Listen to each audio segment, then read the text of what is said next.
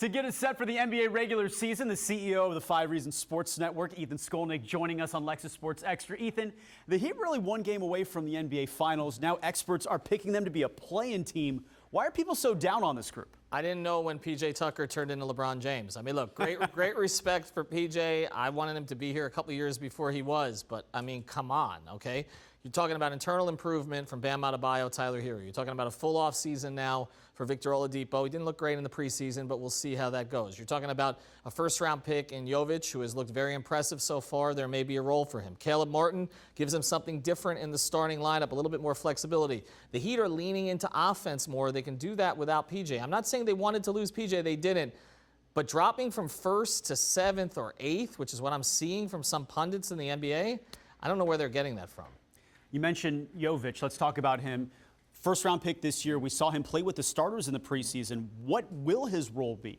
I don't think it'll be a significant role at first, but Erik Spoelstra is going to tinker with this team. There's no question. And look, guys like Jimmy Butler, guys like Kyle Lowry are going to be nursed throughout the season. It's going to give opportunities for other guys to play in the starting lineup with other players. Erik has been playing around with a lot of combinations in practice. We saw a little bit of it, but it tells you something. When he's got a kid who hasn't even graduated high school yet, and he's got him out there playing with Jimmy Butler, he trusts that particular player. So they really, really like the skill set.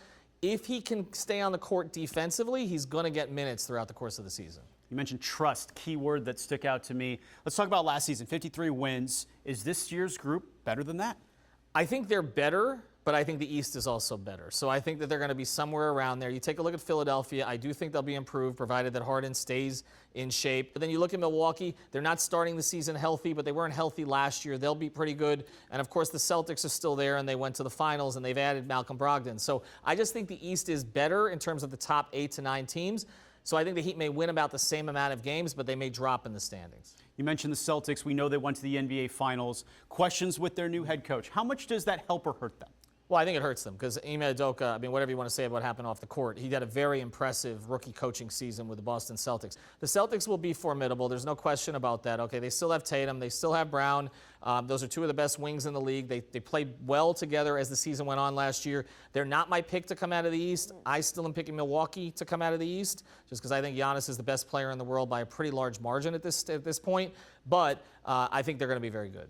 Just to put this on the record, Defensive Player of the Year, Bam Adebayo, yes or no? Well, it has to be, but it's up to us to do that, okay? Because the national media is not going to give him respect in that regard. Here's the crazy thing about this. This should have nothing to do with it. If Bam is more aggressive offensively, he has a better chance to win Defensive Player of the Year. That's how stupid this thing is, but that's the way that people look at it, okay? If he's in people's faces, if he makes the All-Star team this season, which he didn't do this past year but did the year before, he will get a better chance to be Defensive Player of the Year. To me, he is the best defensive player in the NBA. There's no question about it. But to get that respect, he needs to be more aggressive offensively.